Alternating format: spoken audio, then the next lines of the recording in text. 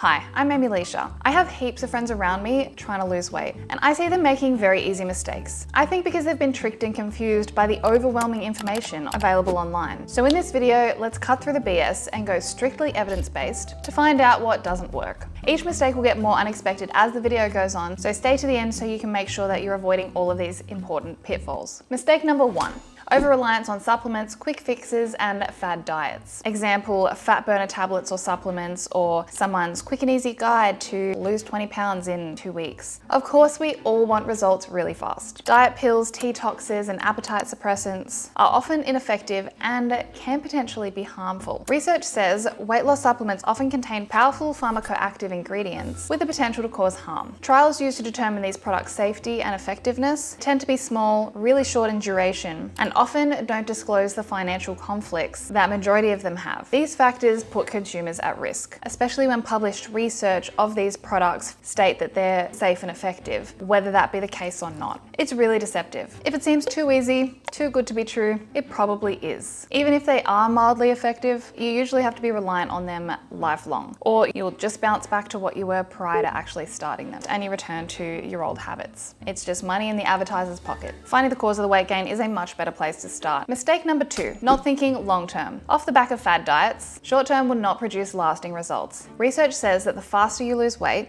the less likely you are to be able to keep it off. So basically saying if you don't make a sustainable lifestyle change, the chance is that all of your hard work will be for nothing. A recent meta-analysis suggests slow weight loss resulted in greater reductions of fat mass and therefore a better fat to muscle ratio. You lose more fat, you lose less muscle. All weight loss is not good. People want to lose fat, not muscle. Slow weight loss also seems better for bone density because rapid weight loss results in twice as much bone loss and puts a person at increased risk of brittle bones and osteoporosis. Losing weight too fast may increase the risk of muscle loss, lower metabolism, and nutrient deficiencies, none of which are ideal by any means. Let's just go in hard with the research here because it is endless. Recent findings from the National Weight Control Registry, comprising over 2,800 individuals who have maintained a weight loss greater than 13.6 kilos for over a year, demonstrated that sustained behavioral change led to the long-term maintenance of the weight loss. So those who maintained their weight loss for over a year was due to behavioral changes. So it wasn't just a quick diet, it was I'm going to change my lifestyle and I'm going to maintain that change to keep that weight off. Moreover, weight loss maintenance may get easier over time after individuals have successfully maintained the weight loss for 2 to 5 years. And continued adherence to the diet and exercise strategy was also associated with long-term success. As much as quick results meet our inability for delayed gratification, slow weight loss is more likely to result in sustained weight loss.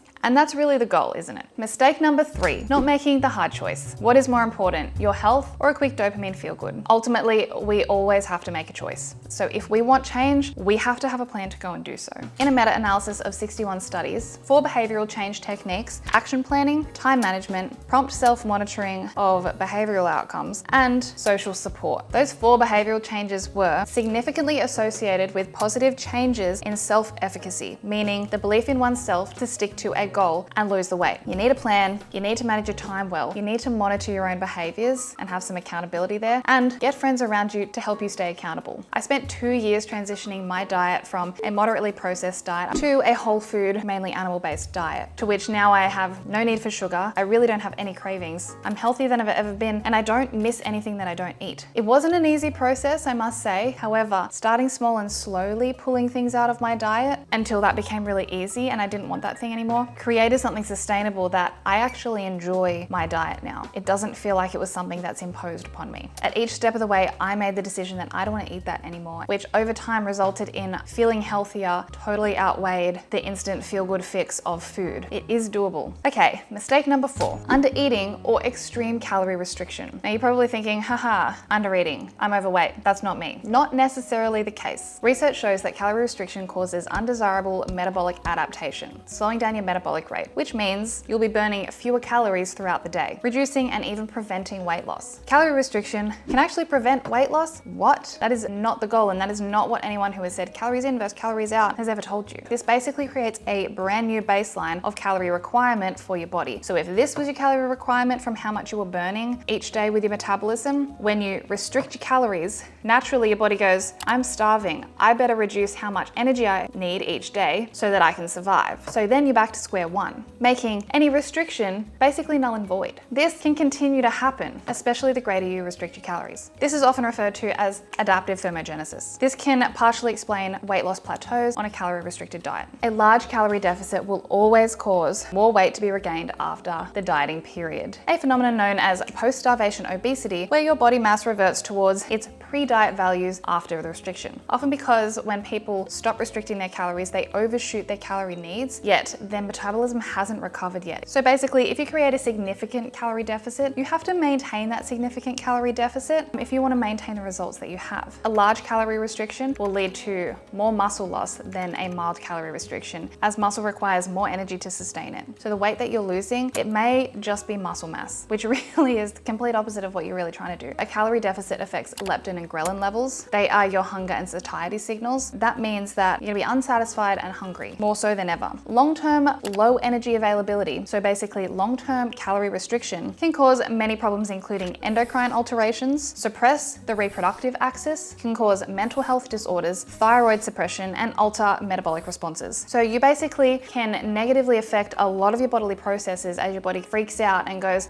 we don't have enough energy to function, let's shut down some of these things. Long-term, if you're not getting the energy going to these processes, you can end up with severe health problems. Calorie restriction is not something mindlessly to mess around with, as it has more negatives than positives when done poorly. Research shows that a small calorie restriction as minimal as 100 calories per day can minimize weight regain. So keep the restriction really small. I would focus more on the kind of foods you're eating. Okay, mistake number 5, over-exercising and thinking exercise is the answer. There is no doubt that exercise is beneficial for health and weight loss. Exercise boosts brain plasticity, which is the brain's ability to learn and adapt to new inputs. Because it boosts plasticity, it makes it easier to change our habits and lifestyle, and as little as a 20-minute walk can reduce cortisol, the stress hormone. However, too much exercise can do the opposite. When you over-exercise, you actually spike your cortisol levels because you've gone beyond the point of healthy exercise stress. And high cortisol prevents your body from burning fat, as it's too busy trying to regulate hormones and get you out of the fight and flight response. Cortisol can also increase appetite, leading to weight gain. And when you have too much adrenaline, fat cells become less responsive to adrenal stimulation to release fat, meaning it will be harder for you to lose fat. Also, studies show that high cortisol levels also contribute to inflammation and insulin resistance, which both of them can encourage weight gain over time. High cortisol, weight gain, two things that we don't want. Not only that, you're at a greater risk of injury, decreased immunity, adverse cardiovascular effects, sleep disturbances, and burnout. Exercise is so beneficial. If you overdo it, you've gone beyond the point of benefit. A systematic review of studies of a minimum of 1 year follow-up suggested that subjects who exercised alone for weight reduction experienced very minimal weight loss. Also, consistently performing exercise at a duration greater than the basic recommendations of 150 minutes of moderate intensity per week does not appear to be more likely to contribute to weight loss and weight maintenance efforts in the long term. So you're so much better off focusing on diet and lifestyle changes for weight loss with moderate level of exercise for its other astronomical health benefits. You shouldn't use exercise to counter a high calorie intake. Mistake number 6, not prioritizing sleep. Sleep is incredibly important for our body to function well. I feel like that's a given and we all know that. However, its importance is a lot more significant. Study findings have indicated that there is a relationship between the incidence of obesity and disrupted or decreased sleep. Interesting. Also, a review of interventional studies found that a decrease of sleep caused people to eat more and to gain more weight. A reduction of sleep duration to 4 hours for 2 consecutive nights has been shown to decrease circulating leptin levels and to increase ghrelin levels. So it increases your hunger and it decreases how satisfied you are. Again, those numbers are going in the wrong direction. The last thing you want to do is making the losing weight process even harder just by not sleeping enough. And a disruption in your sleep patterns, short-term or long-term, can promote an unhealthy increase in cortisol levels. Therefore, ensuring that you get adequate sleep each night can go a long way to maintaining healthy cortisol levels, preventing unnecessary hunger, and promoting recovery, which is vital when it comes to your body undergoing physiological changes and the stress of weight loss. Prioritize sleep, it is so worth it. Mistake number 7, overeating carbohydrates. Carbs, one of the most controversial topics when it comes to weight loss and fitness on the internet. Let me just tell you what the research says. Your body is not a simple machine that runs on oil or the fuel of calories alone. We're not a car. Our bodies are really complex and function through many chemical processes and reactions, not just calories. We need nutrients to maintain optimal health and prevent disease, not only just maintain healthy weight. A huge mistake is not knowing the true effect of carbs on your body. They will make you hungry and fat. Let's get to the research. A new 2023 study found that a reduction in carbohydrates alone was more effective at achieving weight loss when compared to a calorie-restricted diet in overweight and obese adults. The low carbohydrate group was twice as effective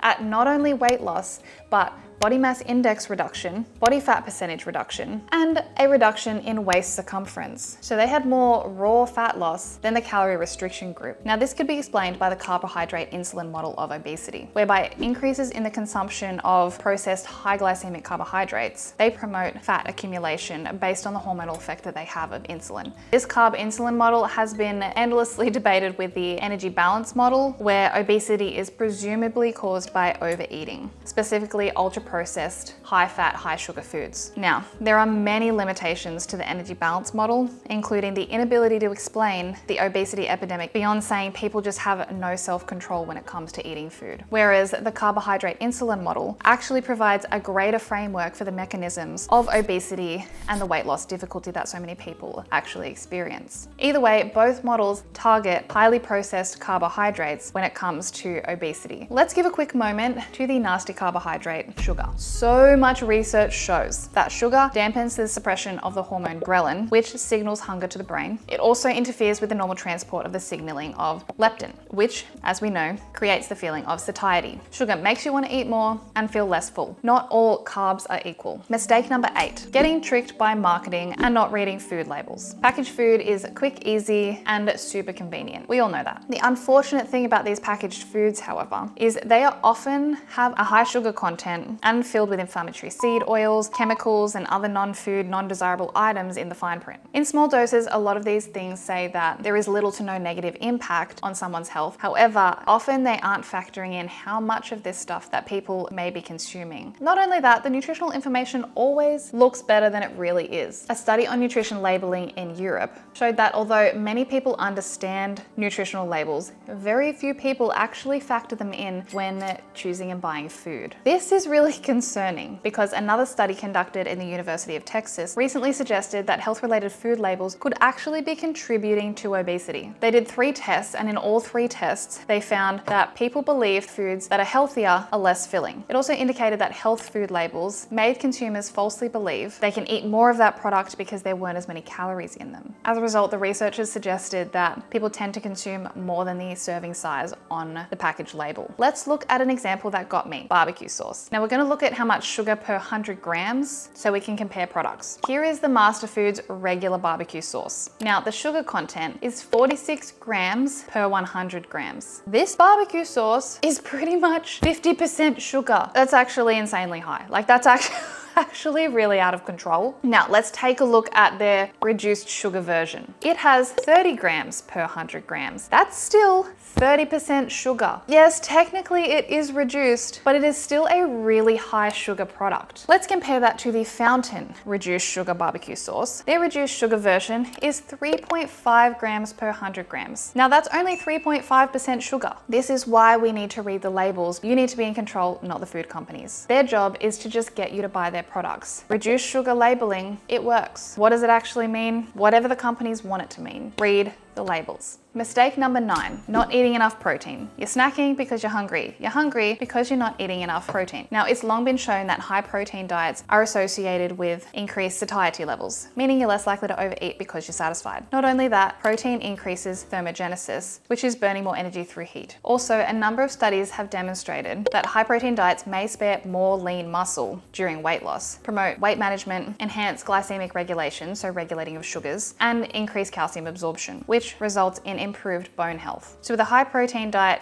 you're going to be keeping more of your lean muscle mass and you're going to be burning more fat calories. In a 12-month study that looked at high protein versus high carb diets on calorie restriction, in the 130 overweight people, the high protein group lost 53% more body fat, not weight, this is fat alone, than the normal protein group eating the same number of calories. So when on a calorie restricted diet, eating high protein of greater than 25% protein can help increase muscle mass and strength, improve bone health, reduce hunger and appetite, increase fat metabolism through thermogenesis, and is more effective when it comes to maintaining weight loss than carbohydrates. Protein is unbelievably important. Why not eat more? For those of you who have made it to the end, I have one more bonus mistake, and that is falling off the wagon. If this happens, you've probably embarked on something that was too hard and not sustainable. It's likely not a lack of willpower that got you here. Please don't beat yourself up about it. Some people can just go cold turkey and change everything. There are very few of those people. Slow change and making small changes at a time is going to be more realistic long term. This will lead to more lasting weight loss results, as expressed by the ample research that I've mentioned in the video. And it's okay to make mistakes. You don't know what will work until you start trying things. And it's okay to overshoot and go, oh, hang on, that's a bit much. Let me rein it back in and go a little bit less. Until one day you'll just wake up and you go,